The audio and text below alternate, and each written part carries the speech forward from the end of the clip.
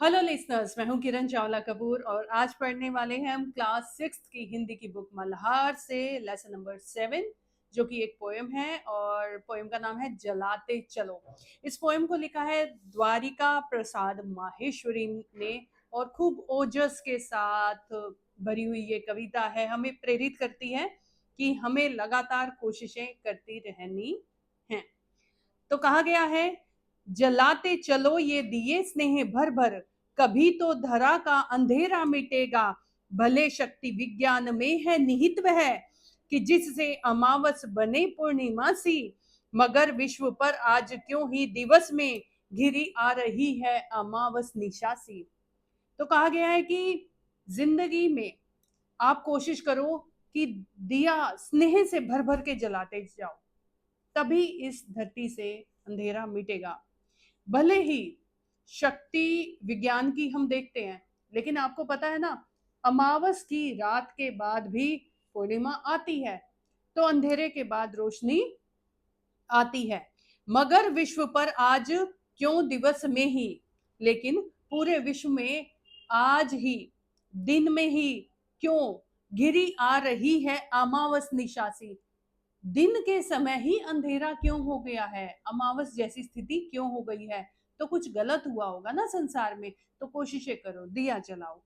बिना सस्नेह बिना सस्नेह विद्युत दिए जल रहे जो बुझाओ, इन्हें योना पथ मिल सकेगा।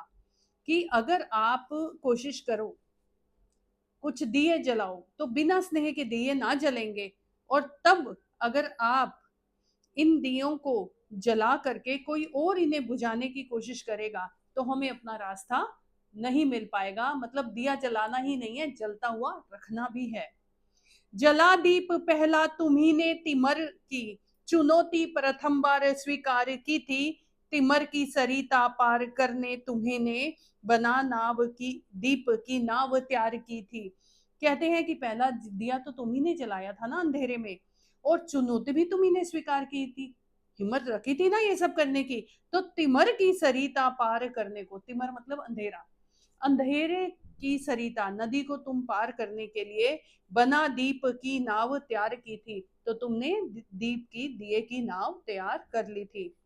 बहाते चलो नाव तुम यह निरंतर, कोशिश करो ये जो दियों की नाव तुमने बनाई है ना, इसको हमेशा बहाते चले ले जाओ। कभी तो तिमर का किनारा मिलेगा, तभी तो जाकर अंधेरे के अंदर आप किनारा ढूंढ पाओगे। युगों से तुम्ही ने तिमर की शिला पर दिए अगणित हैं निरंतर जलाए। इतने साल हो गए, युगों युग हो गए, अंधेरे जब भी हुए हैं, किसी ने तो पत्थर पर कोई दिया जलाया ही है ना। तो दिए हैं अगणित निरंतर जलाए, तो लोगों ने दिए जलाए हैं, तभी तो रोशन हुई है चीजें। अच्छे इंसान हमेशा अपनी कोशिशें करते रहे हैं। समय साक्षी है कि जलते हुए दीप अगन अनगिन तुम्हारे पवन ने बुझाए। और समय इस बात का भी साक्षी है कि कुछ अच्छे लोग दिए जलाते रहे और कुछ बुरे लोग दियों को बुझाते रहे। तो जब भी तुम दिया जलाओगे, हवा का झोंका आएगा, उसे बुझाने की कोशिश करेगा, लेकिन तुम अपनी जगह बने रहना। मगर बुझ स्वयं ज्योति जो दे गए, उसी से तिमर को उजेला मिलेगा। जो लोग स्वयं ज्योति दे गए हैं, लोगों को रोशनी दे गए हैं, उसी से आपको रोशनी मिलेगी। रोशनी भी लगातार चलती है। दिया और तूफान की यह कहानी चली आ रही है, चलती रहेगी। दिया जलने की कोशिश करता रहेगा, हवा उसे, तूफान उसे बुझाने की कोशिश करता रहेगा, ये चीजें लगातार चलती रहेंगी।